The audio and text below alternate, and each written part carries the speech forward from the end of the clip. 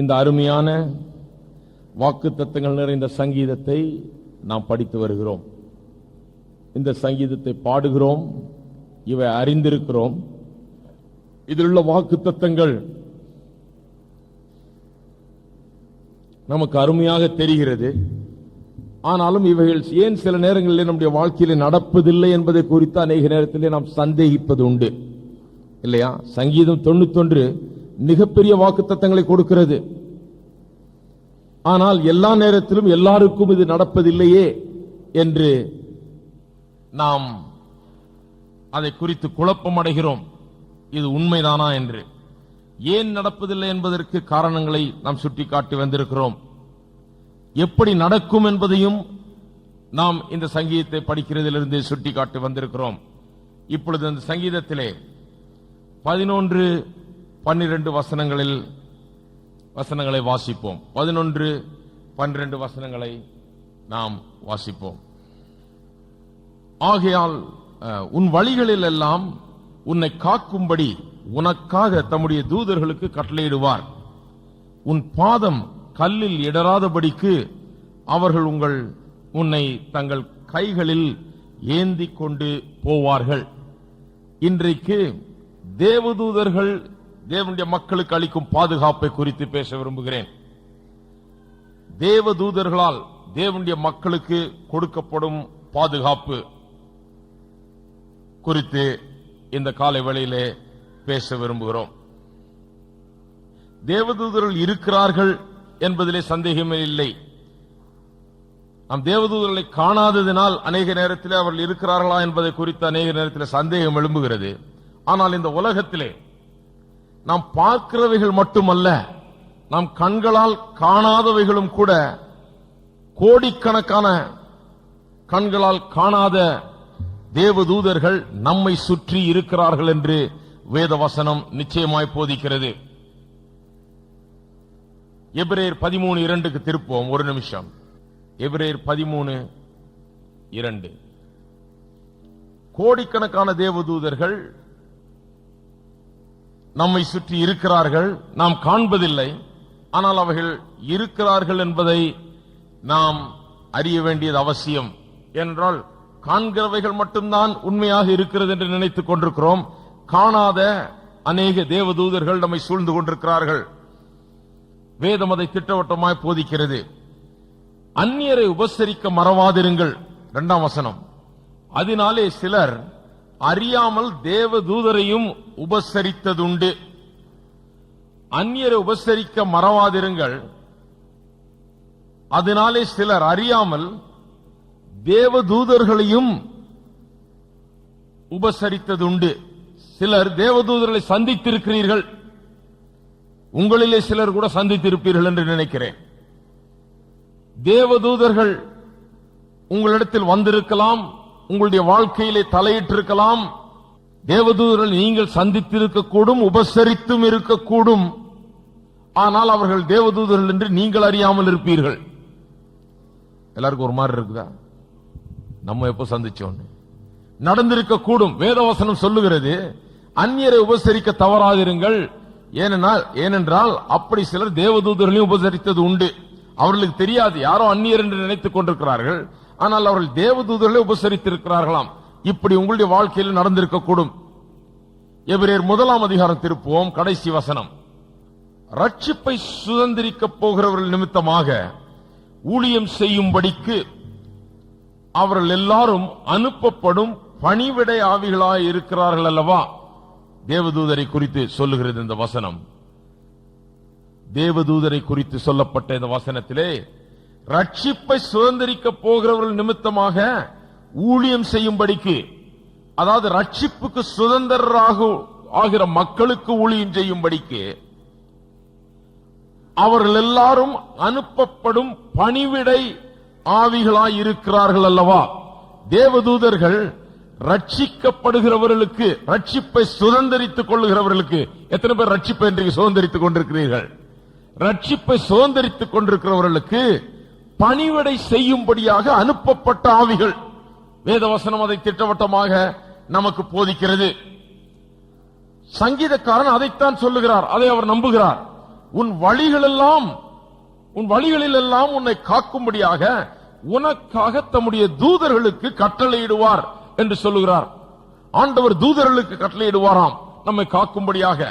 உன் பாதம் கல்லில் இடராதபடிக்கு அவர்கள் உன்னை தங்கள் கைகளில் ஏந்தி கொண்டு போவார்கள். தேவதூதர்கள் அப்படியாய் செய்வார்களாம். வேத வசனம் பல இடங்களிலே தேவதூதர்களை குறித்து திட்டவட்டமாய் போதிக்கிறது. ஆனால் அநேகர் விசுவாசிகள் தேவதூதர்கள் தங்களுக்கு பணிவிடை செய்வார்கள், தேவதூதர்கள் தங்களை காக்கும்படியாக தேவனால் கட்டளையிடப்பட்டிருக்கிறார்கள் என்பதை அறியாமல் இருக்கிறார்கள். அதுதான் உண்மை. இன்றைக்கு ஏன் தேவதூதனுடைய பாதுகாப்பின் கரம் நம்மை தாங்குகிறதில்லை? அநேக நேரத்திலே ஏன்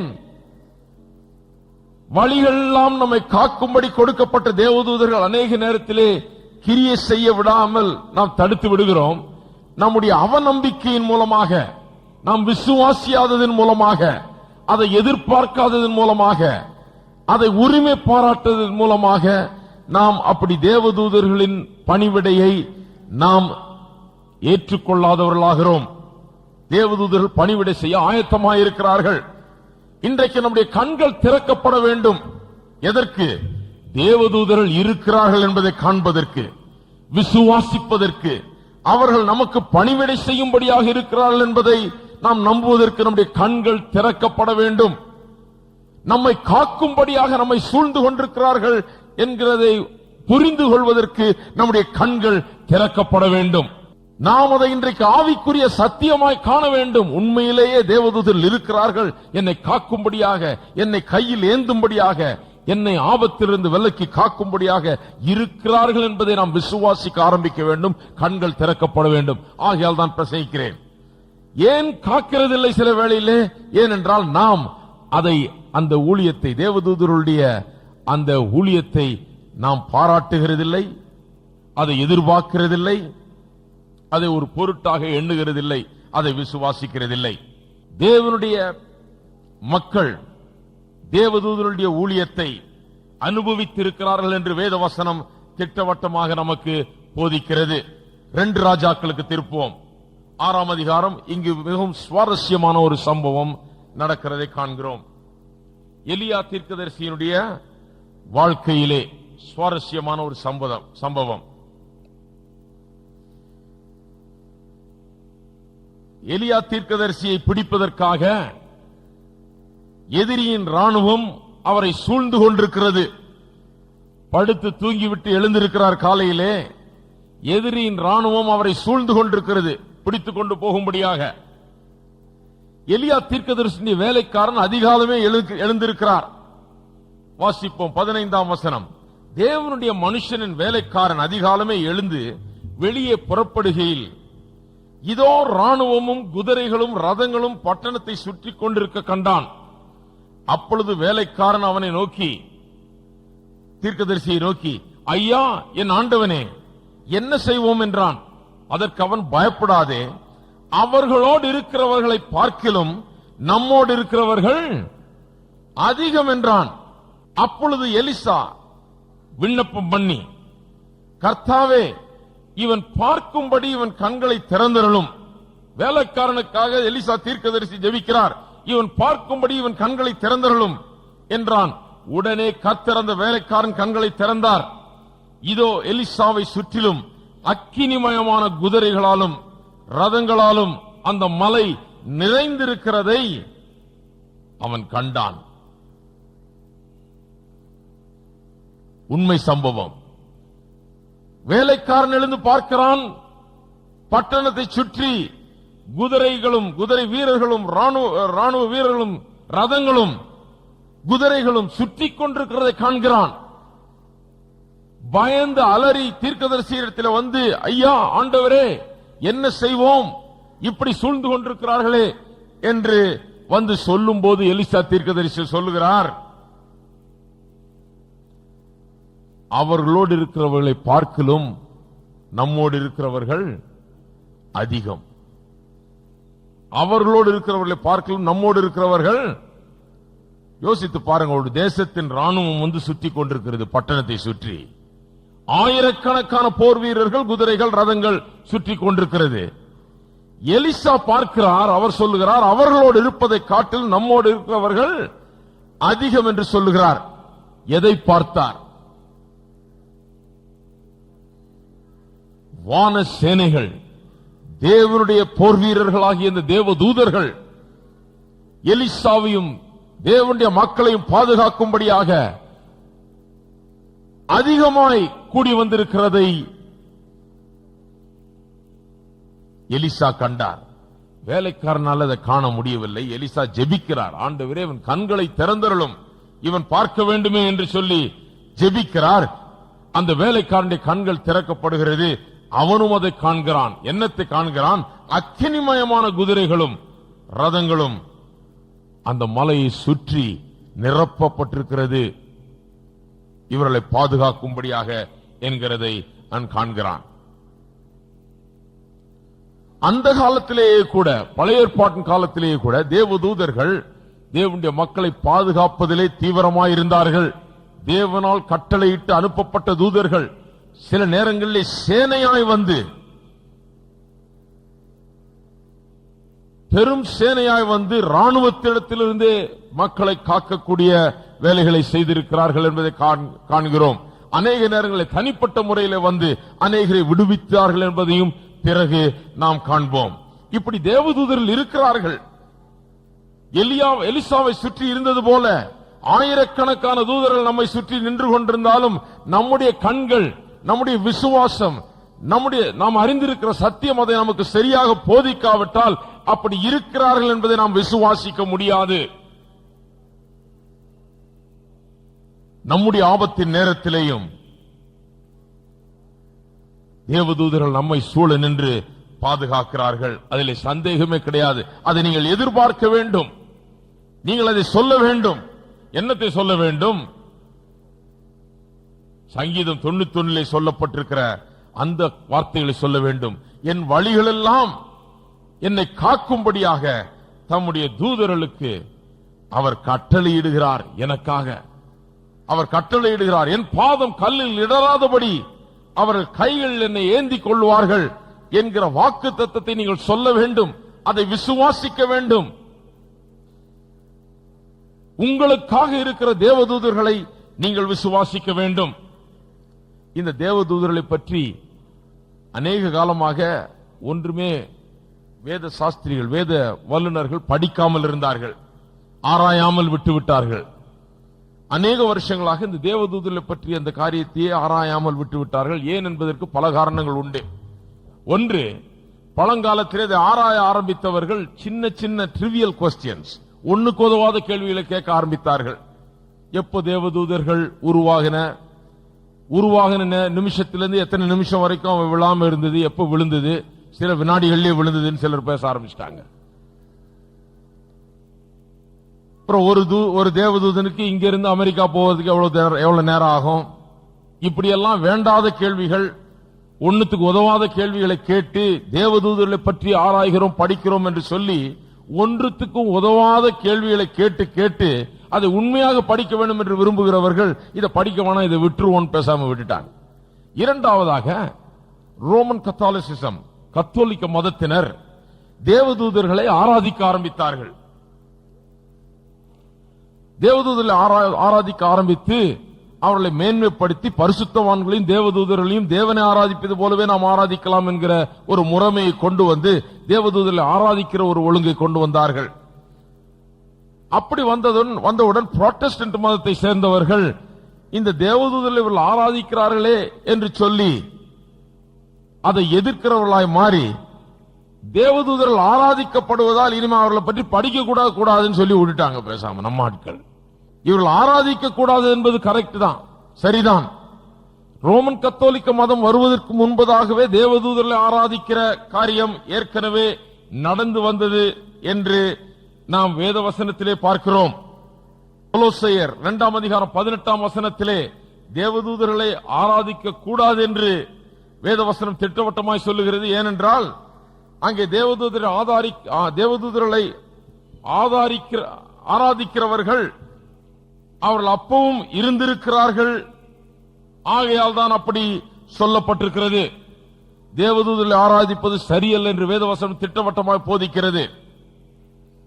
ஆனால் இவர்கள் தேவதூதர்களை ஆராதிக்கிறார்களே என்று சொல்லி வேதத்தை படிக்க வேண்டியவர்கள், தேவதூதருடைய ஊழியத்தை குறித்து அறிந்து கொள்ள வேண்டிய மக்கள் அதை படிக்காமல் விட்டுவிட்டார்கள். ஏனென்றால் அது அவர்களுக்கு அருவருப்பாய் இருந்தது. தேவதூதர்களை பற்றி ஒரு பெருசா எடுத்துக்க கூடாது, அதை விட்டுடுவோம், வேண்டாம் என்று சொல்லி விட்டு விட்டார்கள். இப்படியாக பல காரணங்களால் தேவதூதர்களை குறித்து படிக்காமல் அந்த குறித்த அறிவை உதறி தள்ளி அதை வேண்டாம் என்று அதை பொருட்படுத்தாமல் அநேகர் விட்டுவிட்டார்கள். அதை குறித்த இக்னோரன்ஸ், அறியாமை அதிகமாக இருக்கிறது. தேவதூதர்கள் என்றால் என்ன, எப்பொழுது உருவாக்கப்பட்டவர்கள், எப்படி உருவாக்கப்பட்டவர்கள், எத்தகைய தன்மை வாய்ந்தவர்கள், என்ன விதமான நோக்கத்திற்காக அவர்கள் சிருஷ்டிக்கப்பட்டிருக்கிறார்கள், அவர்களுடைய பணிவிடை என்ன, அவருடைய பணி என்ன என்பதில் மிகுந்த அறியாமை ஜனங்கள் மத்தியிலே இதன் காரணமாக நிலவி வருகிறது. ஏனென்றால் படிக்காத காரணத்தினாலே. இயேசு இந்த உலகத்தில் வாழ்ந்த நாள்களிலே கூட யூதர்கள் மத்தியிலே ஒரு குழுவினர் இருந்தார்கள். அவர்கள் தேவதூதரில் இருக்கிறார்கள் என்பதை அவர்களும் விசுவாசிக்கவில்லை. அவர்களுடைய பெயர் சதுசேயர். யூதர்கள் மத்தியிலே பரிசேயர், சதுசேயர் என்று இரண்டு விதமான கும்பல் இருந்தது. பரிசேயர் சதுசேயர் என்கிற கும்பலுக்குள்ள வித்தியாசம் என்ன? சதுசேயர் உயிர்த்தெழுதலையும் தேவதூதர்களையும் விசுவாசிப்பதில்லை. அப்போஸ்தலர் நடவடிக்கைகள் 23 அதிகாரம் 8 என்னத்தினால் என்றால், சதுசேயர் உயிர்த்தெழுதல் இல்லை என்றும் தேவதூதனும் ஆவியும் இல்லை என்றும் சொல்லுகிறார்கள். பரிசேயரோ அவ்விரண்டும் உண்டென்று ஒப்புக்கொள்ளுகிறார்கள். இதான் அவருடைய வித்தியாசம். இந்த சதுசேயர் தேவதூதர்கள் இல்லை, உயிர்த்தெழுதலும் இல்லை என்று போதிக்கிறவர்கள். இப்படி போதிக்கிறவர்கள் யூத மதத்திலே இருந்தார்கள். ஆனா அதே யூத மதத்திலே தான் எலிசா போன்ற தீர்க்கதரிசிகள், பல தேவ மக்கள் தேவதூதருடைய ஊழியத்தை அனுபவித்திருக்கிறார்கள். அப்படியானால் இந்த சதுசேயர் எப்படிப்பட்டவர்கள்? அவர்கள் ஒரு விதமாக லிபரல்ஸ், வேத வசனத்தை விசுவாசியாதவர்கள். சில காரியங்களை, வேத வசனத்தில் சொல்லப்பட்டிருக்கிற சில காரியங்களை விசுவாசியாத மக்கள். தேவதூதர்கள் ஒண்ணும் கிடையாது, உயிர்த்தெழுதல் ஒண்ணும் கிடையாதுன்னு சொல்லி அதையே வாதம் விட்டுக் கொண்டு அதையே தர்க்கித்துக் கொண்டிருப்பவர்கள் அவர்கள். அதுல என்ன வேடிக்கைனா, ஆதி திருச்சபை ஆரம்பிக்கப்பட்ட போது அப்போஸ்தலர்கள் பிரசங்கம் பண்ண ஆரம்பித்தார்கள். அப்பொழுது பொறாமை அடைந்தவர்களாய் வேதம் சொல்லுகிறது, சதுசேயரும் மற்ற யூதர்களும் அந்த அப்போஸ்தலரை பிடித்து சிறைச்சாலையிலே போட்டார்களாம். அப்போஸ்தலர் 5 அதிகாரத்தில் இதை பற்றி சொல்லி இருக்கிறது. பொறாமை அடைந்து சதுசேயரும் மற்ற யூதர்களும், குறிப்பாக சதுசேயரை சொல்லி இருக்கிறது, அவர்கள் அப்போஸ்தலர்களை பிடித்து சிறைச்சாலையில போட்டார்களாம். சதுசேயர் யார்? தேவதூதர் உண்டென்று விசுவாசியாதவர்கள். சிறைச்சாலையில போட்டவங்க அடுத்த நாள் போய் பார்த்தா சிறைச்சாலை கதவை, சிறைச்சாலையிலிருந்து அங்க போட்ட அப்போஸ்தலர்கள் வெளியே போயிட்டாங்க. எப்படி போனார்கள்? தேவதூதர்கள் கொண்டு வந்து வெளியே விட்டாங்க. ஆண்டவர் வேணும்னே தான் செய்தார் போல இருக்கு. இவர்கள் தேவதூதனை விசுவாசிக்கிறது இல்லை என்று தெரிஞ்சு தேவதூதனை அனுப்பி இந்த சதுசேயர்களால் சிறையிலே தள்ளப்பட்ட அப்போஸ்தலர்களை வெளியே கொண்டு வந்து விட்டு விட்டார். இவர்கள் முழிக்கிறார்கள், எப்படி நடந்தது என்று. இவர்களால் ஏற்றுக்கொள்ள முடியவில்லை. யார் ஏற்றுக்கொண்டாலும் ஏற்றுக்கொள்ளாவிட்டாலும் தேவனுடைய வார்த்தை சொல்லுகிறது உண்மை.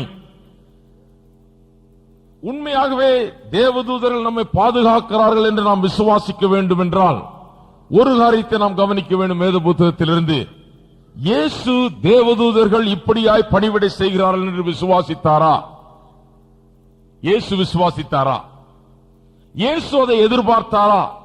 இயேசு இந்த தேவதூதர்களுடைய பாதுகாப்பையும் அவருடைய ஊழியத்தையும் தன்னுடைய வாழ்க்கையில் அனுபவித்தாரா? இயேசு அதை அனுபவித்திருந்தால், இயேசு அதை எதிர்பார்த்திருந்தால், இயேசு அதை விசுவாசித்திருந்தால் நிச்சயமாக நாம் அதை விசுவாசிக்கிறோம். எத்தனை பேர் இயேசு விசுவாசிந்தா நானும் விசுவாசிக்கிறேன்னு சொல்றீங்க? இன்றைக்கு அதைத்தான் நாம் காணப்போகிறோம். இயேசுவினுடைய வாழ்க்கையிலே தேவதூதர்கள் எப்படி கிரியை செய்தார்கள், எப்படி காத்தார்கள், தேவதூதர்கள் எப்படி அவரை தம்முடைய கைகளில் ஏந்தினார்கள், எப்படி அவருக்கு உதவினார்கள் என்பதை குறித்து இந்த காலை வேளையில் சில வசனங்களை உங்களுக்கு காண்பிக்க விரும்புகிறேன். இயேசு சிறு குழந்தையா இருந்த போதே இயேசுவை பாதுகாக்கிற வேலையிலே தேவதூதர்கள் அமர்த்தப்பட்டார்கள். மத்தேயு 2 அதிகாரம் 19, 20 வசனங்களிலே நாம் பார்க்கிறோம். இயேசு சிறு குழந்தையாய் பிறந்த புதிதிலே இயேசுவை காக்கும்படியாக தேவதூதன் அனுப்பப்படுகிறான். 19, ஏரோது இறந்த பின்பு கர்த்தருடைய தூதன் எகிப்திலே யோசேப்புக்கு சொப்பனத்தில் காணப்பட்டு, நீ எழுந்து பிள்ளையும் அதன் தாயையும் கூட்டிக் கொண்டு இஸ்ரவேல் தேசத்துக்கு போ, பிள்ளையின் பிராணனை வாங்க தேடினவர்கள் இறந்து போனார்கள் என்றான். தேவதூதன் இயேசுவை பாதுகாக்கும்படியாக சரியான நேரத்தில் திரும்பி இவர்கள் இஸ்ரவேல் தேசத்துக்கு திரும்பும்படியாக இவர்களுக்கு கட்டளையிடுவதை காண்கிறோம். எகிப்துக்கு ஓடி போன யோசேப்பு பிள்ளையை காக்கும்படியாக எகிப்துக்கு ஓடி போன யோசேப்பு தேவதூதன் சொப்பனத்திலே சொன்னபடியால் தான் அப்படி ஓடி போனார் என்று நாம் பார்க்கிறோம். 13ஆம் வசனம், 12ஆம் வசனம், பின்பு அவர்கள் ஏரோதினிடத்திற்கு திரும்பி போக வேண்டாம் என்று சொப்பனத்தில் தேவனால் எச்சரிக்கப்பட்டு வேறு வழியாய் தங்கள் தேசத்துக்கு திரும்பி போனார்கள். அவர்கள் போன பின்பு கர்த்தருடைய தூதன் சொப்பனத்தில் யோசேப்புக்கு காணப்பட்டு, ஏரோது பிள்ளையை கொலை செய்ய தேடுவான், ஆதலால் நீ எழுந்து பிள்ளையும் அதன் தாயையும் கூட்டிக் கொண்டு எகிப்துக்கு ஓடிப்போய் நான் உனக்கு சொல்லும் வரைக்கும் அங்கே இரு என்றான். தேவதூதன் தான் முதல்ல வந்து சொன்னது, பிள்ளையை இங்க வைத்திருக்காதே, ஏரோது கொலை செய்யும்படியாக தேடுகிறான் என்று.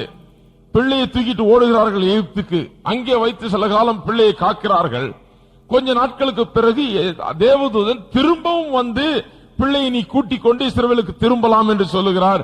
ஏனென்றால் பிள்ளையை கொல்ல நினைத்தவர்கள் அழிந்து போனார்கள் என்பதை அறிவிக்கிறார்.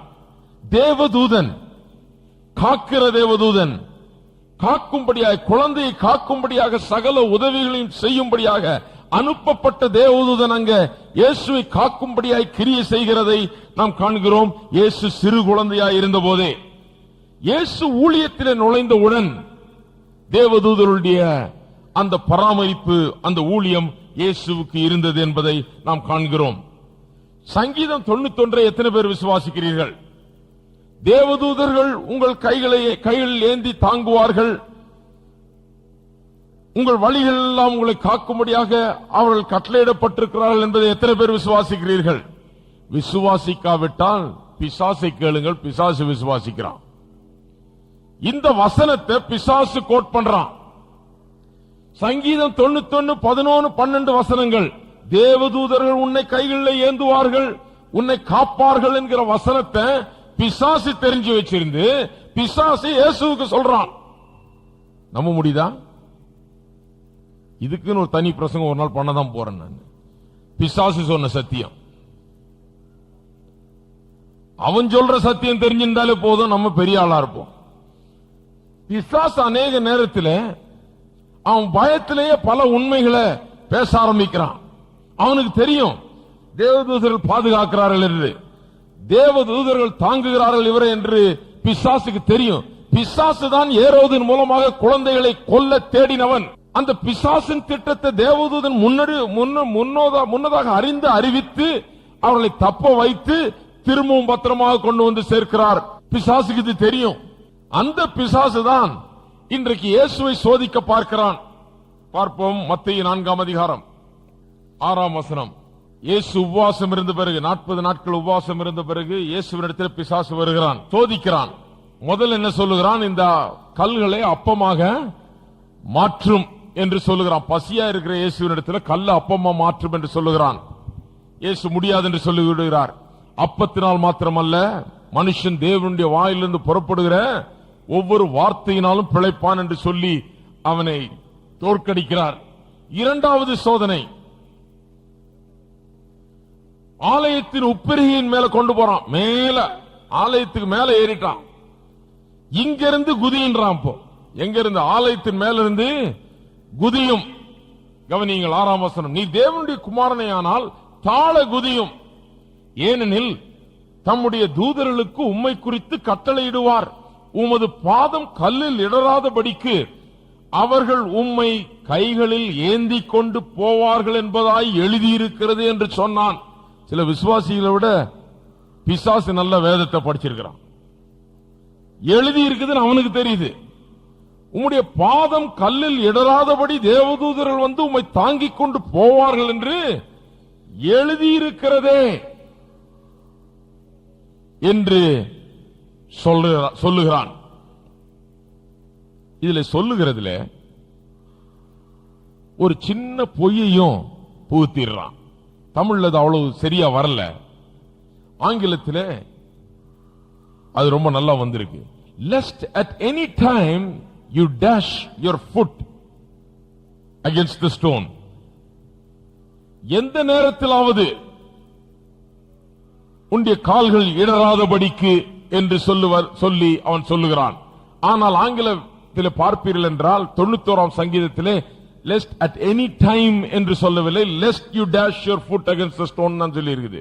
உன்னுடைய பாதம் கல்லில் இடராதபடிக்கு தான் சொல்லி இருக்குது, எந்த நேரத்திலும் என்று சொல்லவில்லை. அவன் சொல்லுகிறான் எந்த நேரத்திலும் உன்னுடைய பாதம் கல்லில் இடராதபடிக்கு என்று சொல்லுகிறான். பாதம் கல்லில் இடராதபடிக்கு தேவதூதர்கள் காப்பார்கள் என்பது உண்மைதான். எப்பொழுது காப்பார்கள்? எப்போதும் அல்ல. அந்த மறைவிடத்திலே தங்கியிருக்கிறவர்களை தங்கியிருக்கிற வேளைகளிலே பாதுகாப்பார்கள். Not at any time, but only when you stay in the secret place. எல்லா நேரத்திலும் அல்ல, எந்த நேரத்திலும் அல்ல. உன்னதமானவரின் மறைவிடத்திலே தங்கியிருக்கிற நேரத்தில் மட்டும்தான் தேவதூதர்கள் அப்படி காப்பார்கள், கைகளில் ஏந்துவார்கள், பாதுகாப்பார்கள். பிசாசு ஒரு சின்ன பொய்யை நுழைக்கிறான் உள்ள. எந்த நேரத்திலும் அது நடக்கும். உனக்கு எப்ப வேணா நீ உன் இஷ்டப்படி குதிக்கலாம், அது நடக்கும். உன் இஷ்டப்படி நீ செய்யலாம், அது நடக்கும் என்று பிசாசு சொல்லுகிறான். ஆனால் வேதவசனம் சொல்லுகிறது, அந்த மறைவிடத்திலே தங்குகிற போது, அவருடைய செட்டையின் கீழ் அடைக்கலம் புகுகிற போது, அவருடைய சிறகுகளால் மூடப்படுகிற போது, அந்த அவருடைய நிழலின் கீழ் தங்குகிற வேளையில மட்டும்தான் தேவதூதர் காப்பார ஒழிய எந்த நேரத்திலும் அல்ல, எல்லா நேரத்திலும் அல்ல. நம்முடைய வாழ்க்கையில் அப்படிதான், எல்லா நேரத்திலும் எந்த நேரத்திலும் அல்ல. நாம் அவருக்குள்ளாக மறைவிடத்திலே அவருடைய சட்டைகளுக்கு கீழாக அடைக்கலம் புகுந்து அந்த நிழலிலே தங்குகிற வேளையிலே தான் நம்மை அவர் காக்கிறார். தேவதூதர்கள் நம்மை காக்கிறார்கள்.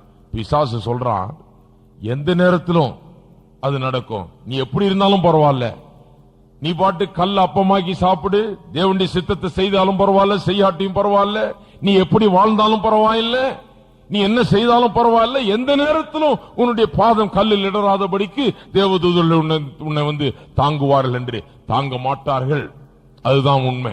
பிசாசு எப்பவுமே கொஞ்சம் லேசா ஒரு சின்ன பொய்யையும் நுழைக்கிறான். ஏதேன் தோட்டத்தில் ஆண்டவர் எல்லாத்தையும் புசியுங்கள், இந்த ஒரு கனியை மட்டும் புசிக்க வேணான்னு சொன்னார். ஆனா பிசாசு அதை குறித்து ஒரு தவறான எண்ணத்தை கொண்டு வருகிறான். கடைசியிலே அந்த பிசாசோடு பேசின ஏவாள் என்ன முடிவுக்கு வந்துட்டா, ஆண்டவர் வந்து இந்த கனியை தொடக்கூட கூடாது என்று சொன்னது போல அவள் நினைத்துக் கொண்டிருக்கிறாள். தொடக்கூட கூடாதுன்னு சொல்லல, புசிக்க தான் வேணாம்னு சொன்னார். கொஞ்சம் எக்ஸாஜரேஷன், கொஞ்சம் மாற்றம், கொஞ்சம் ஒரு காரியத்தை சேர்க்கிறது குறைக்கிறது, இதுதான் பிசாசுடைய வேலை. தேவனுடைய வார்த்தையிலிருந்து அந்த பிசாசு தேவனுடைய வார்த்தையிலிருந்து அப்படி குறைச்சு சேர்த்து இப்படிதான் ஏமாத்துகிறான். அவன் சொல்லுகிறது எல்லாம் போய் இல்ல, அதுல பாதி உண்மை இருக்கும், சில நேரத்தில் முக்காவாசி உண்மை இருக்கும், 90% உண்மை இருக்கும், 10% அதுல கலப்படம் இருக்கும். தேவதூதன் வந்து அங்கே இயேசுவினிடத்தில் இந்த பொய்யை சொல்லுகிறான், நீர் குதியும், எந்த நேரத்திலும் பிசாசு உம்மை காப்பான், எந்த நேரத்திலும் தேவதூதர்கள் உன்னை வந்து காப்பார்கள் என்று பிசாசு சொல்லுகிறான். இயேசு அதற்கு கீழ்ப்படியவில்லை. அதற்கு இயேசு உன் தேவனாகிய கர்த்தரை பரீட்சை பாராதிருப்பாயாக என்று எழுதியிருக்கிறதே என்றார். இயேசுவுக்கு தெரியுது எப்படி இவனை டீல் பண்றது என்று, இந்த பிசாசை எப்படி கவனிக்கிறது என்று இயேசுவுக்கு தெரிகிறது. இந்த சோதனை முடிந்தவுடன் இன்னொரு விஷயத்தில் அவர் சோதிக்கிறான். அது முடிந்தவுடன் 11ஆம் வசனம் சொல்லுகிறது, அப்பொழுது பிசாசானவன் அவரை விட்டு விலகி போனான். இயேசுவை சோதிக்க வந்த பிசாசு இயேசு தேவனுடைய வார்த்தையை பேசி அவனை மடங்கடித்த போது பிசாசு ஓடி போனான், விலகி போனான் என்று எழுதியிருக்கிறது. உடனே தேவதூதர்கள் வந்து அவருக்கு பணிவிடை செய்தார்கள். கவனித்தீங்களா? இயேசு தேவதூதருடைய ஊழியத்தை விசுவாசித்தார். இயேசு தேவதூதர்கள் இல்லை என்று சொல்லவில்லை, தேவதூதர்களை எதிர்பாராமல் இல்லை. இயேசு தேவதூதர்கள் பணிவிடை செய்யும்படியாக இருக்கிறார்கள். தேவனுடைய சித்தத்தை செய்கிறவர்களுக்கு, தேவனுடைய பிள்ளைகளுக்கு ஊழியம் செய்யும்படியாக தேவதூதர்கள் இருக்கிறார்கள் என்பதை இயேசு திட்டவட்டமாய் விசுவாசித்தார். இந்த பிசாசு சோதித்து முடிந்து அவரை விட்டு விலகி போன உடனே தேவதூதர்கள் இயேசுவிடத்தில் வருகிறார்கள். வந்து அவரை ஆற்றி, அவரை தேற்றி, அவரை பலப்படுத்தி 40 நாள் உபவாசம் இருந்து ரொம்ப பலவீனமா இருந்திருப்பார். தேவதூதர்கள் வந்து பணிவிடை செய்தார்கள் என்று சொல்லி இருக்கிறது. எப்படி பணிவிடை செய்திருப்பார்கள்? ஆகாரம் கொண்டு வந்திருப்பாங்கன்னு நினைக்கிறேன். ஹலோ, நல்ல ஆகாரம் கொண்டு வந்திருப்பாங்க சாப்பிடுறதுக்கு. ஏதாவது அந்த நேரத்துக்கு அவரை பலப்படுத்துவதற்கு, சரீரத்திலேயும் மனதிலும் பலப்படுத்துவதற்கு பல காரியங்களை அவர் செய்திருக்க கூடும். தேவதூதர்கள் உண்மையாகவே இயேசுடைய வாழ்க்கையில வந்து அவருக்கு பணிவிடை செய்தார்கள் என்று வேதவசனம் திட்டவட்டமாக நமக்கு போதிக்கிறது. இயேசுடைய வாழ்க்கையின் கடைசியில கூட தேவதூதர்கள் வந்து அவருக்கு பணிவிடை செய்கிறது பார்க்கிறோம். லூக்கா 22ஆம் அதிகாரம் 42-43 வசனங்கள். கெத்செமனே தோட்டத்திலே அவர் பாடுபடுகிறார், இரத்த கண்ணீர் வடிக்கிறார், வேதனையினால் நிறைந்திருக்கிறார். ஏன்? இன்னும் சில நேரத்திலே அவர் சிலுவையிலே தொங்க வேண்டியது இருக்கிறது, பாடுபட வேண்டியது அவசியம். அதை நினைத்து அவர் அங்கே வியாகுலப்பட்டுக் கொண்டிருக்கிறார். கெத்செமனே தோட்டத்திலே அவர் பெரிய பாடுகள் அவருக்குள்ளாக. அந்த நேரத்தில் பாருங்க என்ன ஆகுது. 42வது வசனம். பிதாவே, உமக்கு சித்தமானால் இந்த பாத்திரம் என்னை விட்டு நீங்கும்படி செய்யும், ஆயினும் என்னுடைய சித்தப்படி அல்ல, உம்முடைய சித்தத்தின்படி ஆக கடவுது என்று ஜெபம் பண்ணினார்.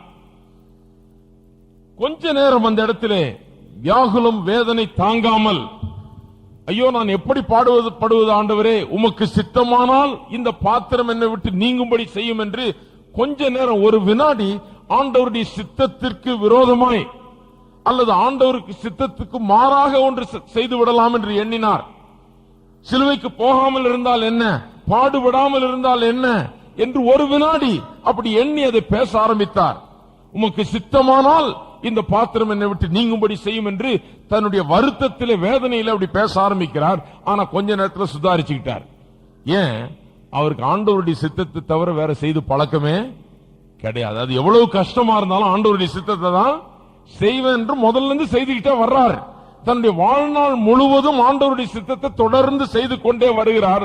ஆகையால் கஷ்டமான நேரம் வரும்போது ஆண்டவருடைய சித்தத்தை தொடர்ந்து செய்கிறார். அநேக நேரத்திலே சிறிய காரியங்களில் நாம் ஆண்டவருடைய சித்தத்தை செய்வதில்லை. அதனால்தான் பெரிய காரியங்களில் ஆண்டவருடைய சித்தத்தை செய்ய தவறி விடுகிறோம். எல்லா சிறு சிறு காரியங்களிலே ஒவ்வொரு நாளும் ஆண்டவருடைய சித்தம். இயேசு ஏன் அந்த இடத்துல தவறவில்லை? ஆண்டவருடைய சித்தத்தை செய்வதில் ஏன் தயங்கவில்லை அந்த இடத்துல? ஏனென்றால் இவ்வளவு நாள் அதை தான் செய்து வந்தார், அதுதான் அவருக்கு பழக்கம். இப்பொழுது புதிதாக ஒன்றும் செய்ய போகிறதில்லை. வியாகுலத்தின் மிகுதியினாலே ஒரு நிமிஷம் அப்படி சிந்தித்தார். ஆனால் தன்னைத்தானே மாற்றிக்கொள்ளுகிறார்.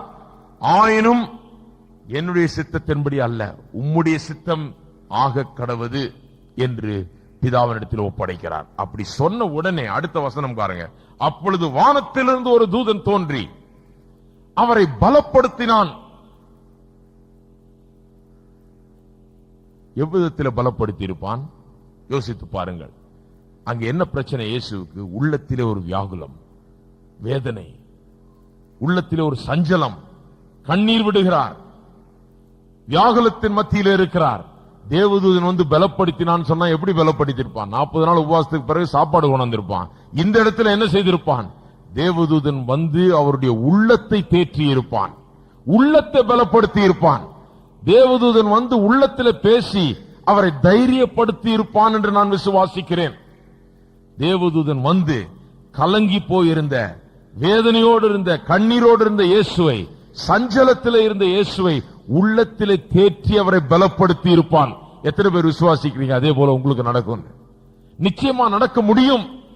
ஏன் நடக்கிறது இல்லைன்னா நாம் அதை விசுவாசிக்கிறதில்லை, எதிர்பார்க்கிறதில்லை, அதை நம்புகிறதில்லை. தேவதூதர்கள் உங்களுக்கென்று நியமிக்கப்பட்டிருக்கிறார்கள். உங்களுக்கு ஊழியம் செய்யும்படியாக, பணிவிடை செய்யும்படியாக, பல விதத்தில் உங்களுக்கு பணிவிடை செய்யும்படியாக தேவதூதர்கள் உங்களுக்கு என்று நியமிக்கப்பட்டிருக்கிறார்கள் என்பதுதான் உண்மை. கெத்செமனே தோட்டத்திலே இயேசுவை வந்து தேவதூதர்கள் உள்ளத்தை ஆற்றி தேற்றி அவரை பலப்படுத்துகிறார்கள். தைரியத்தோடு அந்த தேவனுடைய சித்தத்தை ஏற்றுக்கொள்ளும்படியாக அவரை பலப்படுத்துகிறார்கள். சிலுவையிலே இயேசு அறையப்படுகிறார். அடுத்தது சிலுவையிலே அறையப்படும் போது இயேசு சொல்லுகிறார், நான் நினைத்தால் மத்தேயு 12 மத்தேயு 26 இயேசுவை கைது பண்ணுகிற வேளையிலே அவர் சொல்லுகிறார், நான் இப்பொழுது என் பிதாவை வேண்டிக் கொண்டால் அவர் 12 லேகியோனுக்கு அதிகமான தூதரை என்னிடத்தில் அனுப்ப மாட்டார் என்று நினைக்கிறாயா? இயேசுடைய வார்த்தைகளை கவனியுங்கள். பிதாவினிடத்தில் இப்பொழுது நான் வேண்டிக் கொண்டால் 12 லேகியோனுக்கு அதிகமான தூதரை, ஒரு லேகியோன் என்று சொன்னால் லீஜியன் என்று சொன்னால் 6000 தூதர்களாம். 12 லீஜன்ஸ் லேகியோன் என்று சொன்னால் 72,000 தூதர்கள். அதற்கு மேலாகவும் இயேசு சொல்றார், இப்பொழுது நான் ஒரு ஜெபம் பண்ணினால் விண்ணப்பித்தால் தேவன் 72,000 தூதர்களுக்கு மேலாக எனக்காக அனுப்ப மாட்டார் என்று நினைக்கிறாயா? அப்ப இயேசு என்ன அறிந்திருந்தார்? தேவதூதர்களை அனுப்பும்படி கேட்க முடியும், தேவதூதர்கள் வருவார்கள் என்று விசுவாசிக்க முடியும். நாம் கேட்டால் தேவதூதர்கள் அனுப்பப்படுவார்கள், நாம் விசுவாசித்தால் அது நடக்கும். தேவதூதர்கள் நமக்கென்று நியமிக்கப்பட்டிருக்கிறார்கள், நம்மை காக்கும்படியாக தேவதூதர்கள் இருக்கிறார்கள் என்று இயேசு விசுவாசிக்கிறார். இன்றைக்கு எத்தனை பேர் விசுவாசிக்கிறீங்க? இயேசு விசுவாசித்தார். நான் கேட்டால் 72,000 தூதர்களுக்கு மேல் அனுப்ப மாட்டாரா, அனுப்ப மாட்டார் என்று நினைக்கிறாயா என்கிறார். ஆனாலும் சிலுவையிலே தொங்குகிற இயேசு, பாடுபடுகிற இயேசு தேவதூதர்களை கூப்பிடவே இல்லை. நான் நினைக்கிறேன் அந்த 75,000 தூதர்கள் 72,000 தூதர்களுக்கு மேல சூழ நின்று வேடிக்கை பார்த்திருப்பார்கள். ஆண்டவரும் ஒன்னும் சொல்ல மாட்டேன்றார், தேவனும் ஒன்னும் சொல்ல மாட்டேன்றார், போய் காப்பாற்றுங்கள் என்று சொல்ல மாட்டேன்றார், இயேசுவும் கூப்பிட மாட்டேன்கிறார். கைகள் கட்டப்பட்டவர்களை போல ஒன்றும் செய்ய முடியாமல் சிலுவையில் அறையப்பட்ட இயேசுவை நோக்கிக் கொண்டு ஆயிரக்கணக்கான தூதர்கள் அன்றைக்கு பார்த்துக் கொண்டிருந்திருக்க வேண்டும், ஒன்றும் செய்யாமல். ஏன் செய்ய முடியவில்லை? தேவன் கட்டளையிடவில்லை, இயேசுவும் அதை வேண்டிக் கொள்ளவில்லை. அன்றைக்கு அவர் வேண்டிக் கொண்டிருந்தால் அத்தனை தூதர்களும் வந்து சிலுவையிலிருந்து அவரை மீட்டு அவரை சிலுவையில் அறைந்தவர்களை அன்றைக்கு கொண்டிருப்பார்கள் தேவதூதர்கள். அது நடந்திருக்கும் அன்றைக்கு. ஆனால் அப்படி நடந்திருந்தால் இன்றைக்கு நமக்கு ரட்சிப்புக்கு வழியே கிடையாது, இல்லையா? அன்றைக்கு ஏன் தேவன் தேவதூதர்களை ஒன்றும் செய்ய வேண்டாம் என்று சொல்லிவிட்டார்? இயேசுவை சாக விட்டார் சிலுவையிலே நம்முடைய மீட்புக்காக. அத்தனை தேவதூதர்கள், ஒரு தேவதூதன் எத்தனையோ மனிதனுக்கு சமாதானம். ஒரு தேவதூதன் போதும் ஆயிரக்கணக்கான மனுஷனை கொல்வதற்கு. ஒரு தேவதூதன் போதும். ஒரு தேவதூதனை அனுப்பினால் அன்றைக்கு கதை முடிந்திருக்கும். ஆயிரக்கணக்கான தூதர்கள் காத்துக் கொண்டிருக்கிறார்கள். இயேசுவே சொல்லுகிறார், ஆயிரக்கணக்கான தூதர்களை தேவன் எனக்காக அனுப்ப மாட்டார் நினைக்கிறாயா? அனுப்புவார்.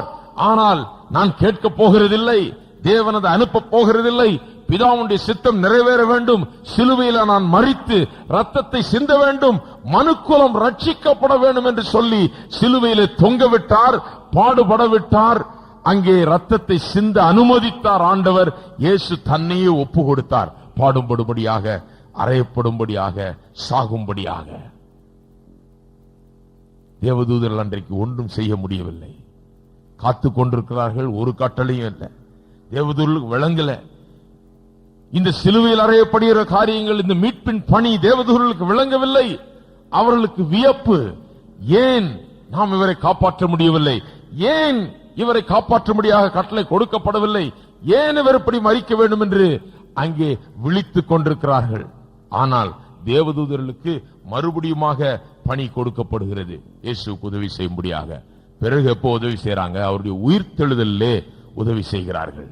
அங்கே பேசாமல் இருந்தவர்கள் அந்த கல்லை புரட்டும்படியாக, அங்கே நிற்கும்படியாக, உயிர்த்தெழுதலை அறிவிக்கும்படியாக தேவதூதர்கள் உபயோகப்படுத்தப்படுகிறார்கள் என்பதை நாம் பார்க்கிறோம். மத்தேயு 28 அதிகாரம் 1 முதல் 6 வசனங்கள்.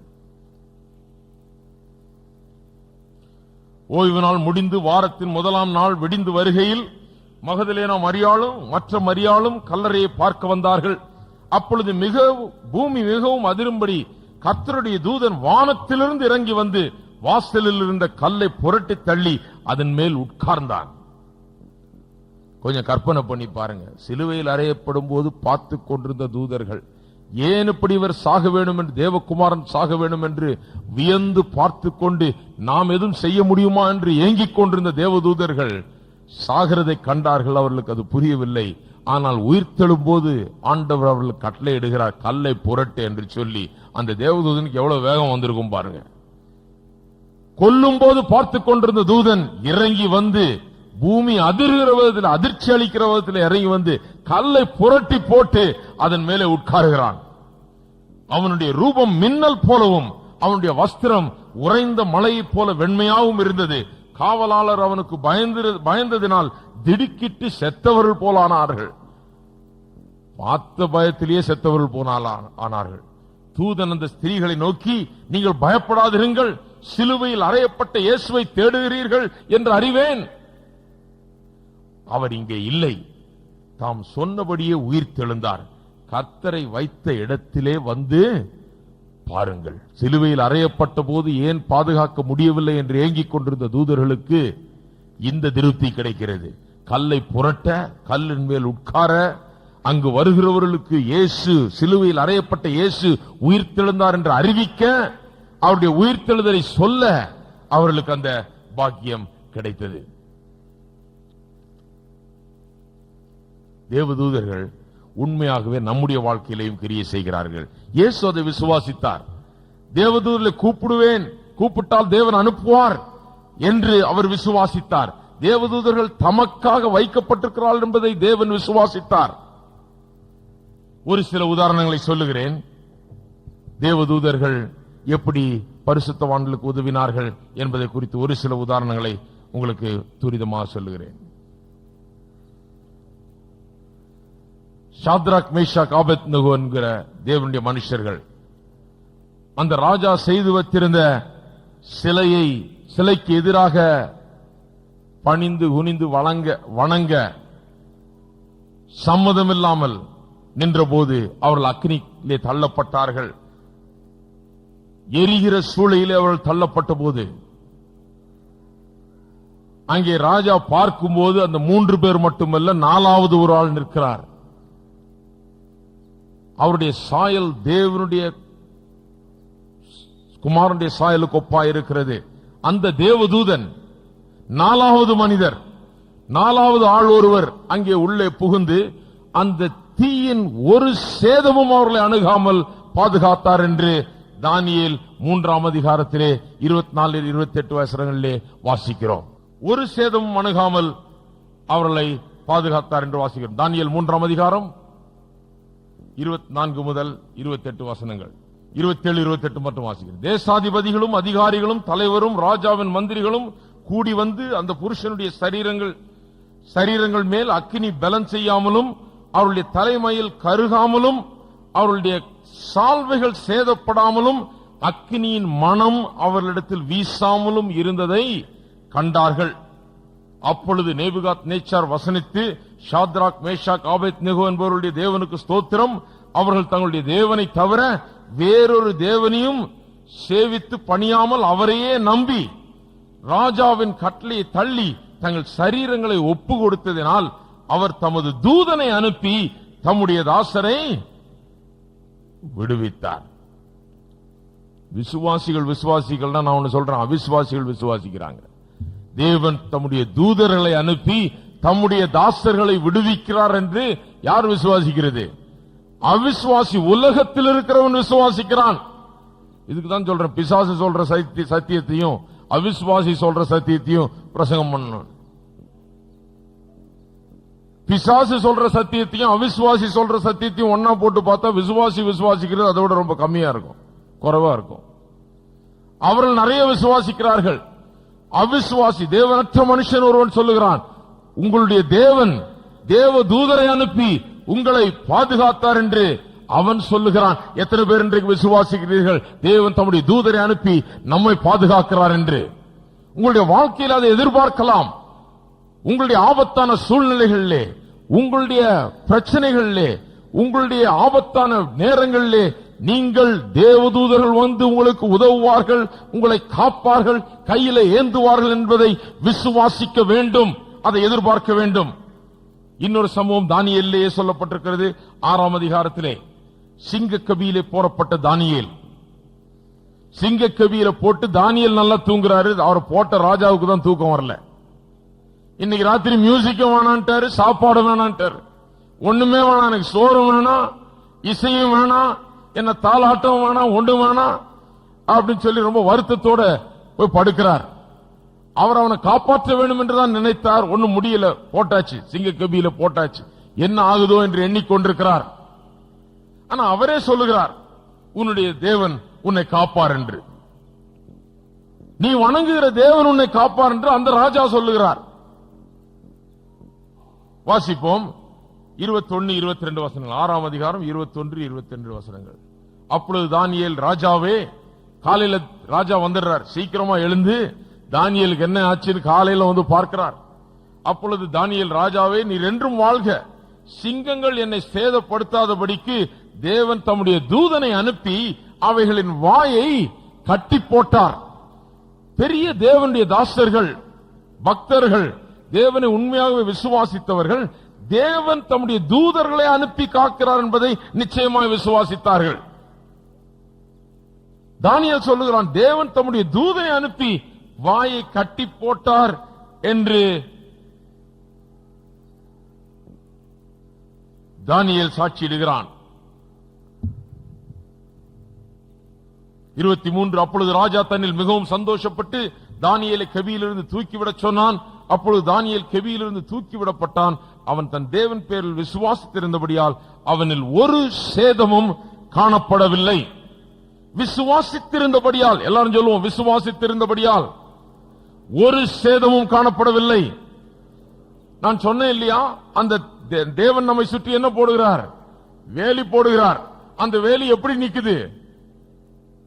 விசுவாசத்தின் மூலமாக தான் அந்த வேலி நிக்குது. விசுவாசிக்கிற வரைக்கும் அந்த வேலி நல்ல வேலை செய்யுது, சத்ருவை வெளியே வைக்குது. விசுவாசிக்கிற வரைக்கும் சேதம் அணுகாமல் பாதுகாக்கிறது. விசுவாசிக்கிற வரைக்கும் பிசாசு உள்ளே நுழையாமல் தடுக்கிறது. விசுவாசிக்க நிறுத்துகிற வேளையிலே, விசுவாசியாமல் போகிற வேளையிலே சேதம் வருகிறது. அப்பொழுதுதான் பிசாசு உள்ளே வந்து நுழைகிறான். விசுவாசித்தபடியினால், தானியேல் விசுவாசித்தபடியினால் சேதம் ஒன்றும் அவனை அணுகவில்லை. சாத்ராக், மேஷாக், ஆபேத்நேகோ தீயில போடுறார்கள். அவர்களுடைய தீ வாசனை கூட அவர்கள் மேல் இல்லையா, அவருடைய முடி கூட கருகவில்லை, ஒரு முடி கூட வீணாக போகவில்லை என்று நாம் வாசிக்கிறோம். அப்படியாக தேவன் காக்கிறார். விசுவாசிக்கும் போது, விசுவாசத்தில் நிற்கும் போது, அவருக்குள்ளாக நாம் அடைக்கலம் புகுகிற வேளையிலே உண்மையாகவே அந்த வேலி நம்மை பாதுகாக்கிற வேலியாக இருக்கிறது. புதிய ஏற்பாட்டிலேயும் பார்க்கிறோம். அப்போஸ்தலர் நடபடிகள் 27ஆம் அதிகாரத்திலே பவுல் அப்போஸ்தலன் ரோமாபுரிக்கு கொண்டு போகப்படுகிறார் சிறை கைதியாக. வழியிலே பெருங்காற்று வந்து அந்த கப்பற் சேதம் உண்டாகிறது. அப்பொழுது தேவதூதன் பவுல் அப்போஸ்தலனுக்கு தரிசனமாகி, உனக்கு ஒன்றும் சேதம் ஏற்படாது, உன்னோடு இருக்கிறவர்களுக்கும் ஒன்றும் ஆகாது என்று அவர் அங்கே சொல்லுகிறதை நாம் பார்க்கிறோம். 27ஆம் அதிகாரம் 14 முதல் 25 வசனங்களிலே தேவதூதன் தரிசனமாகி அவரிடத்தில் பேசுகிறார். பயப்படாதே பவுலே, உன்னோடும் உனக்கும் உன்னை சேர்ந்திருக்கிறவர்களுக்கும் முன்னோட செல்லுகிறவர்களுக்கும் ஒரு சேதமும் ஆகாது என்று அவர்களுக்கு கட்டளையிடுகிறான். அப்படியே அவர்களுக்கு சேதமாகாமல் அவர்கள் காக்கப்படுகிறார்கள். எப்படி அவர்கள் காக்கப்பட்டார்கள்? அந்த கப்பற் சேதத்திலிருந்து எப்படி அன்றைக்கு காக்கப்பட்டார்கள்? அந்த தேவன் வந்து ஒன்னு சேதம் அணுகாதுன்னு சொன்னது மட்டுமல்ல, அந்த தேவதூதன் மற்றும் தேவதூதர்கள் அந்த கப்பலை பாதுகாத்து அந்த மக்களை கரையேற செய்திருப்பார்கள் என்றுதான் நான் நினைக்கிறேன். அதுதான் சரி. தேவதூதர்கள் வந்து பாதுகாக்கிறார்கள். அப்போஸ்தலர் நடபடிகள் 5ஆம் அதிகாரம் 19ஆம் வசனம். கர்த்தருடைய தூதன் ராத்திரியிலே சிறைச்சாலையின் கதவுகளை திறந்து அவர்களை வெளியிலே கொண்டு வந்து, 17ஆம் வசனம் சொல்லுகிறது, அப்பொழுது பிரதான ஆசாரியனும் அவனுடனே கூட இருந்த சதுசேய சமயத்தார் அனைவரும் எழும்பி பொறாமையினால் நிறைந்து, இதைத்தான் சொன்ன முதல்ல, சதுசேய சமயத்த அனைவரும் எழும்பி பொறாமையினால் நிறைந்து அப்போஸ்தலர்களை பிடித்து பொதுவான சிறைச்சாலையிலே வைத்தார்கள். கர்த்தருடைய தூதன் ராத்திரியிலே சிறைச்சாலையின் கதவுகளை திறந்து அவர்களை வெளியே கொண்டு வந்து, நீங்கள் போய் தேவாலயத்தில் நின்று இந்த ஜீவ வார்த்தைகள் எல்லாவற்றையும் ஜனங்களுக்கு சொல்லுங்கள் என்றான். தேவதூதர்கள் சிறைச்சாலையிலிருந்து அப்போஸ்தலர்களை விடுவிக்கிறதை பார்க்கிறோம். விடுவிக்கிற தேவதூதர்கள் பணிவிடை செய்கிறார்கள். தேவனுடைய ஊழியக்காரர்களுக்கு பணிவிடை செய்கிறார்கள். தேவனுடைய மக்களுக்கு காக்கும்படியாக, அவர்களை மீட்கும்படியாக வருகிறார்கள், பணிவிடை செய்கிறார்கள். அப்போஸ்தலர் நடபடிகள் 12ஆம் அதிகாரம், இன்னும் ஒரே ஒரு உதாரணம். அப்போஸ்தலர் நடபடிகள் 12ஆம் அதிகாரம் 7 முதல் 11 வசனங்கள். யாக்கோபு ஆதி சபையில கொல்லப்பட்ட பிறகு மற்ற அப்போஸ்தலர்கள், அதாவது பேதுரு கைது செய்யப்படுகிறார். பேதுருவையும் எப்படியாவது கொண்டு போட வேண்டும் என்று சித்தம் கொண்டிருக்கிறான். யாக்கோபை கொன்றவர்கள் பேதுருவையும் எப்படியாவது முடித்துவிட வேண்டும் என்று சித்தம் கொண்டு அவரையும் கைது செய்கிறார்கள். அப்பொழுது கர்த்தருடைய தூதன் 7ஆம் வசனம், சிறைச்சாலையில் இருக்கும் போது அங்கே வந்து நின்றான். அறையிலே வெளிச்சம் பிரகாசித்தது. அவன் பேதுருவை விலாவிலே தட்டி சீக்கிரமாய் எழுந்து என்று அவனை எழுப்பினான். உடனே சங்கிலிகள் அவன் கைகளிலிருந்து விழுந்தது. தூதன் அவனை நோக்கி, உன் அறையை கட்டி உன் பாதரட்சிகளை தொடுத்துக்கொள் என்றான். அவன் அந்தபடியே செய்தான். செருப்பை போட்டுக்கோ. தூதன் பின்னும் அவனை நோக்கி, உன் வஸ்திரத்தை போர்த்துக் கொண்டு என் பின்னே வா என்றான். அந்தபடியே அவன் புறப்பட்டு அவனுக்கு பின் சென்று, தூதனால் செய்யப்பட்டது மெய் என்று அறியாமல் தான் ஒரு தரிசனத்தை காண்கிறதாக நினைத்தான். பேதுருக்கு விளங்கல, நல்ல தூக்கத்தில் இருந்திருக்கார். ஜெயில இந்த மாதிரி தூங்குற ஆளை பார்த்திருக்கீங்களா நீங்க? இவ்வளவு தூக்கம் ஜெயில தேவைதானா? ஆனா கர்த்தருடைய மனுஷன் அவர். கர்த்தர் பார்த்துக்குவார். நமக்கு என்ன நடக்க போகுது? கொல்லதான போறான், பாத்துருவோம். மிஞ்சி மிஞ்சி கொன்னா ஆண்டவர் இடத்துல தான் போய் சேர போறோம். கர்த்தருடைய கையில எல்லாம் இருக்குன்னு பேசாம படுத்து தூங்குறாரு. தானியேலும் அப்படிதான் நல்லா தூங்கிட்டு நல்லா எந்திரிக்கிறாரு. பேதுருவும் சிறைச்சாலையில, பொது சிறைச்சாலையில வச்சிருக்கிறாங்க எல்லாம், அங்க போய் நல்லா போய் தூங்கிட்டு, தூங்குற தூக்கம் சாதாரண தூக்கம் இல்ல, ரொம்ப ஆழ்ந்த நித்திரை. தேவதூதன் வந்து விலாவில தட்டி எழுப்பி, நீ கச்சையை கட்டிக்குள் பாதரட்சியை போட்டுக்கோன்னு சொல்லி இவ்வளவு சொல்லி எல்லாம் போட்டுட்டு கிளம்பி நடக்கிறாரு. அவருக்கே தெரியல. அவர் நினைச்சிருக்காரு ஏதோ ஒரு சொப்பனம் போல இருக்குன்னு, பேசாம தூக்கத்திலே நடந்து போறாரு. அந்தபடியே அவன் புறப்பட்டு அவனுக்கு பின் சென்று, தூதனால் செய்யப்பட்டது மெய் என்று அறியாமல் தான் ஒரு தரிசனம் காண்கிறதாக நினைத்தான். அவர் முதலாம் கதவையும் 2ஆம் காவலையும் கடந்து நகரத்துக்கு போகிற இருப்பு கதவண்டையிலே வந்தபோது அது தானாய் அவர்களுக்கு திறவுண்டது. அதன் வழியாக அவர்கள் புறப்பட்டு ஒரு வீதி நடுக நடந்து போனார்கள். உடனே தூதன் அவனை விட்டு போய்விட்டான். எப்படி நடந்ததுன்னே யாரும் விவரிக்க முடியல. பேதுரு பிறகு போய் இன்னொருத்தர் விசுவாசிகள் வீட்டுல கதவை தட்டுறாரு, அவங்களால் நம்ப முடியல. பேதுருடைய ஆவிதான் வந்திருக்குது, இல்ல பேதுருடைய தூதன் தான் வந்து நிக்கிறாருன்னு அவங்க நினைக்கிறாங்க. வாசிப்போம் 13ஆம் வசனம். பேதுரு வாசற் கதவை தட்டின போது விடுவிக்கப்பட்ட பேதுரு விசுவாசிகளிடத்தில் செல்லுகிறார். ரோதை என்னும் பெயர் கொண்ட ஒரு பெண் ஒற்று கேட்க வந்தாள். அவள் பேதுருவின் சத்தத்தை அறிந்து கதவுக்கு வெளியே பேதுரு நிற்கிறது கேட்கிறது. அறிந்து சந்தோஷத்தினாலே கதவை திறவாமல் உள்ளே ஓடி பேதுரு வாசலுக்கு முன்பாக நிற்கிறான் என்று அறிவித்தாள். அவர்கள், நீ பிதற்றுகிறாய் என்றார்கள். அவளோ அவர்தான் என்று உறுதியாய் சாதித்தாள். அப்பொழுது அவர்கள், அவனுடைய தூதனாய் இருக்கலாம் என்றார்கள். அவர்களும் தூதர்களை விசுவாசிக்கிறாங்க, பேதுருவும் தூதனை விசுவாசிக்கிறார். தூதன் வந்து பேதுருவை விடுதலையாக்கி தெரு வரைக்கும் கொண்டு வந்து கதவெல்லாம் திறக்க வச்சு எல்லாம் பண்ணி வெளியே அனுப்புகிறார். உண்மையிலே நடக்கும் என்று விசுவாசிக்கிறீர்களா? எத்தனை பேர் விசுவாசிக்கிறீங்க? இந்த காலத்திலும் கூட சாது சுந்தர் சிங் என்ற பெரிய பக்தருடைய சரிதையிலே ஒரு கதை சொல்லப்படுகிறது. சாது சுந்தர் சிங் என்பவர் நம்முடைய இந்திய மனுஷர், தேவ மனுஷர், அருமையாக ஊழியம் செய்த ஒரு தேவனுடைய தாசர். அவர் திபெத்திலே ஒரு மலை ஜாதி மக்களிடத்திலே அவர் மாட்டிக்கொண்டு அவர் அங்கே கொடுமைப்படுத்தப்பட்டாராம். அப்பொழுது அவர் கையை உடைத்து, அடித்தவருடைய கையை உடைத்து அவரை காலியாயிருந்த ஒரு கிணற்றுக்குள்ளாக தூக்கி எறிந்திருக்கிறார்கள். தண்ணீர் இல்லாத கிணத்துக்குள்ள, டிரைவல், காய்ந்து போற கிணத்துக்குள்ள தூக்கி எடுத்திருக்காங்க. அந்த கிணறு எதுக்காக பயன்படுத்தினார்களாம்? இந்த ஆளுகளை கொல்ல வேணும் என்றால் அந்த கிணறு பயன்பட்டதாம். அதனால நிறைய பேர் ஏற்கனவே உள்ள போட்டு அந்த எலும்பு எல்லாம் அழுகி போய் உள்ள கிடக்குது. அநேகம் பேர் செத்து இருக்கிறாங்க அந்த கிணத்துக்குள்ள. அந்த கிணத்துக்குள்ள இவரை தூக்கி போட்டாங்களாம் கீழே. 3 நாட்கள் இரவு பகலும் அந்த கிணத்துக்குள்ளாக அவர் தவிக்கிறார். அந்த கதை சொல்லுகிறது 3 நாட்களுக்கு பிறகு திடீரென்று ஒரு கயிறு ஒன்று வந்து இறங்கினதாம். மேல இருந்து கீழே ஒரு சத்தம் கேட்டதா, அந்த கயிற்றை பிடித்துக்கொள் என்று சத்தம் கேட்டது. கயிற்றை பார்க்கிறார், கையில் அவ்வளவு உறுதியா பிடிக்க முடியல. ஒரு கை உடைஞ்சிருக்குது. கீழே பார்த்தா காலை வைக்கிறதுக்குன்னு ஒரு இது பண்ணிருக்குதான், ஒரு லூப் மாதிரி பண்ணிருக்குது அந்த கயிற்றிலே. அதுல காலை விட்டு கயிற்றுல கொஞ்சம் பிடிச்சுக்கிட்டு அப்படி நிற்கும் போது ஒரே தூக்குல திடீரென்று யாரோ தூக்கி மேல விட்டுருக்கிறாங்க. தூக்கி விட்ட உடனே அந்த கதவை, அந்த மேல இருந்த மூடிய திருப்ப போட்டு அதை தாளிட்டு அதுக்கு பூட்ட போடுகிற சத்தம் இவர் கேட்குது. இருட்டுல இவர் தன்னை சுதாரித்துக் கொண்டு எழுந்து அவரை தூக்கிவிட்டவருக்கு நன்றி சொல்லலாம் என்று பார்க்கும்போது அங்கே யாருமே இல்லையாம். தூக்கி விட்டது யாருன்னு தெரியல, யாருமே இல்ல. நன்றி சொல்லலாம்னு பார்த்தா யாருமே இல்ல. அடுத்த நாள் சாது சுந்தர் சிங் வெளியே வந்த கதை அந்த கிராமத்து தலைவனுக்கு போய் எட்டுகிறது, அது உள்ள போட்ட ஆளுக்கு. அந்த ஆள் சொல்ற, வேற யார்ட்டையும் சாவியே கிடையாது, எங்கிட்ட இருக்கிற ஒரே சாவி தான் அது இருக்குது அந்த கிணத்துக்கு, அது என் எடுப்புலயே இருக்குது. எப்படி யார் அந்த ஆளை தூக்குனது, யார் அந்த ஆளை வெளியே விட்டதுன்னு கேட்டாராம். யார் வெளியே விட்டதுன்னு நமக்கு தெரியும், சாது சுந்தர் சிங்கும் தெரியும் நினைக்கிறேன். தேவ தூதர்கள் அவரை தூக்கி எடுத்திருப்பார்கள். அநேக நேரங்களிலே தேவதூதர்கள் இப்படியாய் கிரியை செய்கிறார்கள். அதைத்தான் சங்கீதக்காரன் அருமையாக சொல்லுகிறார். மோசே தன்னுடைய வாழ்நாளிலே தேவதூதருடைய ஊழியத்தை இப்படியாக அனுபவித்திருப்பார் என்பதிலே சந்தேகமே கிடையாது. தேவதூதர்கள் பாதுகாக்கிறதை, கைகள் ஏந்துகிறதை, தாங்குகிறதை, காக்கிறதை அவர் அனுபவித்திருக்கிறார். ஆகையால் தான் நிச்சயமாக எழுதுகிறார். மோசே எழுதின அந்த சங்கீதத்திலே 91ஆம் சங்கீதத்திலே நிச்சயமாக தேவதூதனுடைய ஊழியத்தை குறித்து எழுதுகிறார்.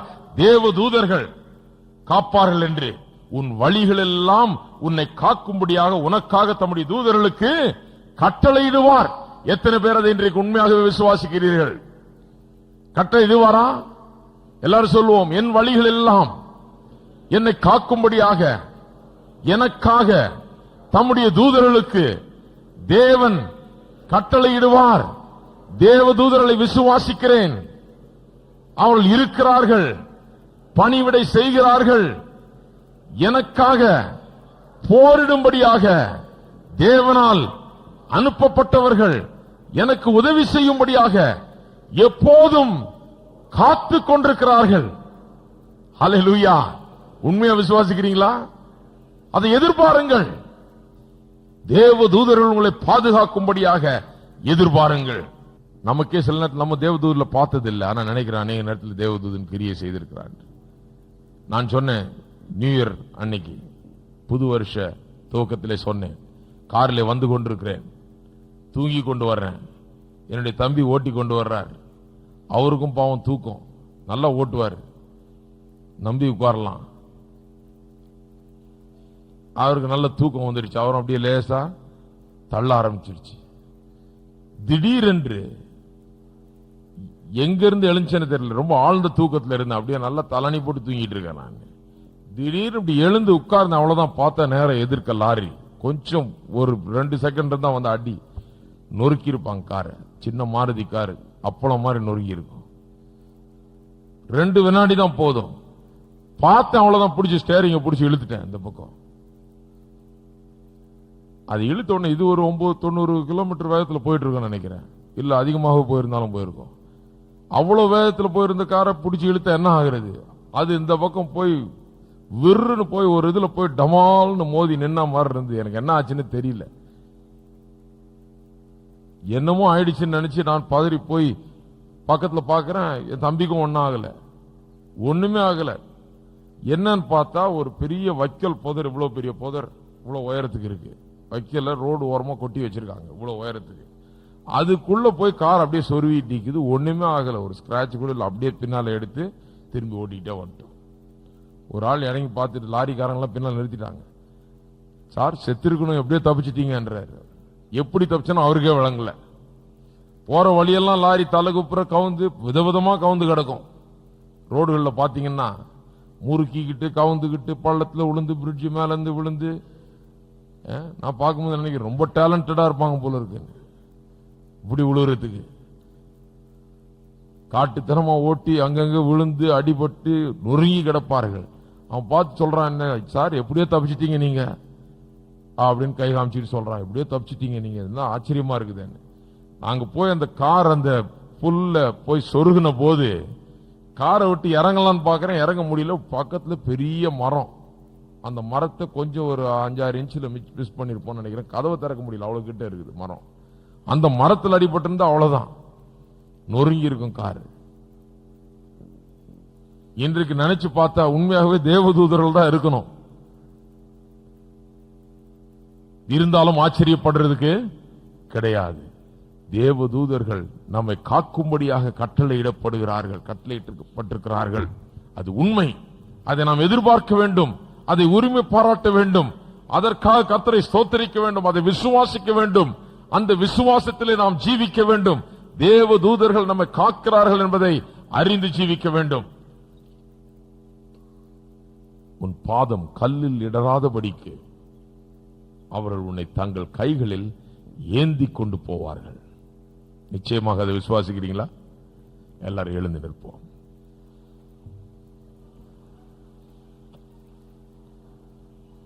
அடுத்த வாரம் இன்னும் கொஞ்சம் இந்த தேவதூதர்கள் எப்படி இவர்கள் நமக்காக கிரியை செய்யும்படி நாம் இவர்களை ஏவி விடலாம், கிரியை செய்யும்படியாக செய்யலாம் என்பதை குறித்து வேதவசனம் என்ன சொல்லுகிறது என்பதை பார்க்க போகிறோம். தேவதூதர்கள் இருக்கிறார்கள், அவர்கள் நமக்காக கிரியை செய்யும்படி நாம் எப்படி என்ன செய்ய வேண்டும்? அவர்கள் நமக்காக கிரியை செய்ய வேண்டும் என்றால், பணிவிடை செய்யும் என்றால் வேண்டுமென்றால் நாம் என்ன செய்ய வேண்டும் என்பதை குறித்து அடுத்த வாரத்திலே நான் போதிக்க போகிறேன். இது மிகவும் முக்கியமான ஒரு காரியம். தேவதூதர்கள் பணிவிடை செய்யும் ஆவிகள், ரட்சிப்பை சுதந்திரித்துக் கொள்ளுகிறவர்கள் நிமித்தமாக ஊழியம் செய்யும்படியாக அனுப்பப்படுகிற பணிவிடை ஆவிகள் தேவதூதர்கள். நம் கர்த்தரை நாம் இன்றைக்கு துதிப்போம். கரங்களை உயர்த்தி தேவதூதர்களுக்காக